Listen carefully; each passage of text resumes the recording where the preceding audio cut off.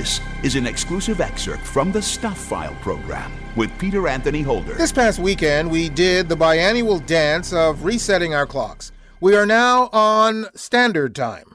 But why are we still doing that?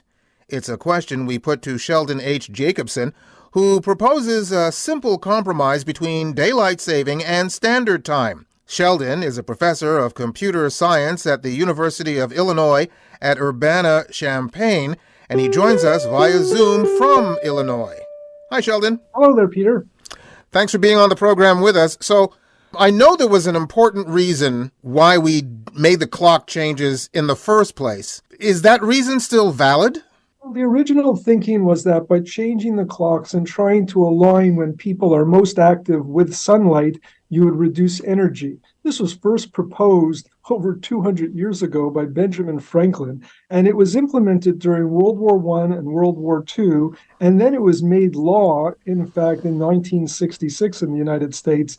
And since then, there have been squawking, there have been minute changes, incremental improvements. But at the end of the day, it still comes down to twice a year, we are changing the clock, although there really isn't any good reason to do it anymore.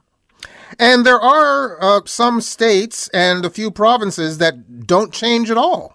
That's right. In fact, Hawaii, which is an isolated island very far west of the United States continental part of the country, does not change. And Arizona is just a stalwart and said, we're not going to change. And they fluctuate between Mountain Time and the West Coast Pacific Time. So as a result, in the United States, most states have adopted, and most of the provinces, in fact, have adopted to it as well. The challenge, of course, is it really necessary anymore? And based on what I've looked at in the data, there are certain risks in doing it in terms of elevated risks for automobile accidents after the change, as well as heart attacks and cardiovascular events. Although it's small and it's for a very short time, the reality is we are now living in such a different world where time has changed. We work remotely in many cases. We work with people who are in different time zones. What does time even mean? So why not completely eliminate the short-term chaos that is imposed on us twice a year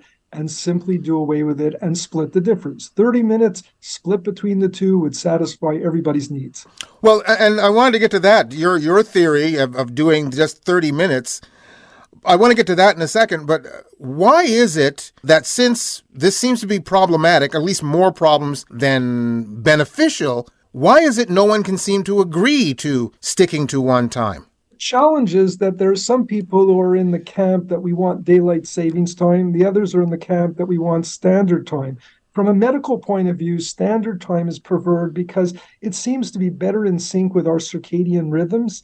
On the other hand, if you look at what the United States has been doing over the last over 50 years, they've been incrementally adding more time to daylight savings time and less to standard time. So clearly the politicians are more inclined to go with daylight savings time, even though the medical personnel suggest that the risks are better in line or lower when you go with standard time.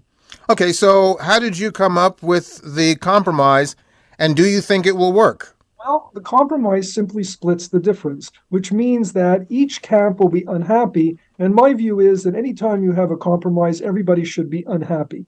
And that exactly is what it does. At the same time, it's reasonable and sensible to simply split the difference, give half hour on each side. The medical people will frown and saying it's not what we wanted, but it's better than what we're getting. The politicians who want daylight savings time will say it's not what we want, we're unhappy, but on the other hand, it's giving us something that is reasonable. And the nice thing is that it can be a bipartisan movement that could be agreed upon. I'm sure once it's done in the United States, Canada will follow suit. And then when you're going to Europe or Asia, the half hour doesn't make a big difference. Newfoundland already is on their own unique time zone with a half hour extra beyond Eastern time. This seems like the right time to take some chaos out of people's life and give them the gift of stability in time. Okay, well, you just brought up a point, and that is Newfoundland. Would they still be a half hour different from us, even though we are eliminating one time increment basically, but we're only moving it by a half hour? Would they still be a half hour behind us? Well, it's really up to them. They can do anything they want, obviously, because the sun is rising so early in Newfoundland. They've decided to have the extra half time zone, certainly. They can keep that if they want and shift by half hour, or they don't have to. It really is up to them of what they want to do. The key point is that anything that we can do in terms of policy changes that reduces chaos in people's life, I think is a big win for everyone. And this is one such example.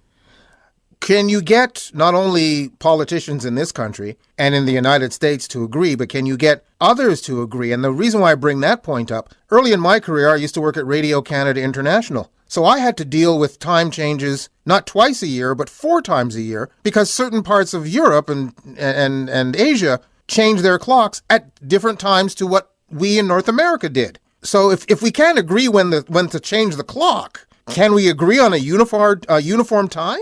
Well, I doubt if we'd be able to get a uniform consensus across the globe, certainly. At the same time, that if the United States and ultimately Canada could agree on something that works for them, that of itself will provide influence for other countries to at least look at the issue and move forward. They may not agree, but when you're traveling to Europe or Asia, and we're talking about, 5, 6 time zones, 7 time zones, 8 time zones even, and more, then it makes sense for people to at least consider the issue. I'm not claiming that this is going to be adopted by everybody, but I do think everybody should be discussing the fact that anything we can do to simplify people's life and remove some chaos is a win. Well, twice a year we change the clocks, and twice a year we hear the argument as to why we change the clocks and should we use a standard time all year. That being said, do you think we're getting any closer to that happening, or is it just biannual talk every year? Well, we certainly like to talk about it. And as an evidence of that is that I'm discussing this with you right now. At the same time, there is a solution, and it's a solution that could work.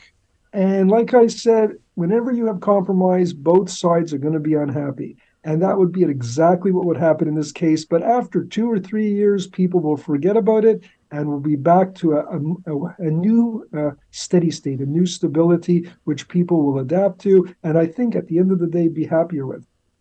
So in your heart of hearts, looking ahead, when do you think this would happen? Either your idea of the half hour or the complete changing to just standard time. When do you think that will happen? Well, the U.S. Senate has put forward different bills. There's one right now sitting, but once again, people can't decide, should it be standard time, should it be daylight savings time?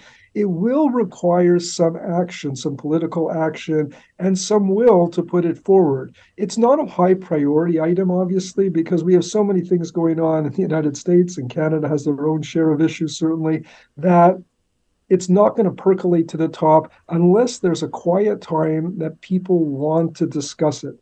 The other thing is this is a win for both parties because it's an easy compromise that people could agree upon and get behind. No matter what you do, anytime you propose change, there will be naysayers, there will be people who will resist it. But that's the nature of the human condition. We all resist change. But once we adapt to it, we discover that sometimes change could be good for us. Unfortunately, both in the United States and this country, it's not necessarily all the other things that are on the table. It's the fact that people just can't seem in politics these days to come to any kind of compromise and get along. So it seems like this would be a debate that would have people pulling their hairs out. It's such a simple solution to what appears to be a complex problem. And if each side of the aisle wants to demonstrate that they're willing to compromise, this is a low-risk opportunity for them to do so. And once again, the people who will benefit are everyone in the population. Can you imagine that when we get to these times of year, like just happened in November, just beginning of November, where we flipped our clocks, when we do that, we realize, that wasn't so bad. We didn't have to do anything. And after a few years, we'll even forget about it. It won't even be on our mind. And once again, anytime we can simplify our life, it's a win for everyone. Yeah, we just need to rip that Band-Aid off. Sheldon, thank you very, very much for taking the time to be on the program with us. Well, thank you for having me. It's great to be with you. Sheldon H. Jacobson, a professor of computer science at the University of Illinois at Urbana-Champaign. You can go to my website at thestufffile.com to the page for this show, which is show number 0742, and you'll find the links to Sheldon's page on the university website. You've just heard an exclusive excerpt from the Stuph File Program with Peter Anthony Holder. To hear any or all of the full hour-long shows, visit thestufffile.com. Stuph is spelled S-T-U-P-H. That's thestufffile.com. A presentation of Flying Fish Communications.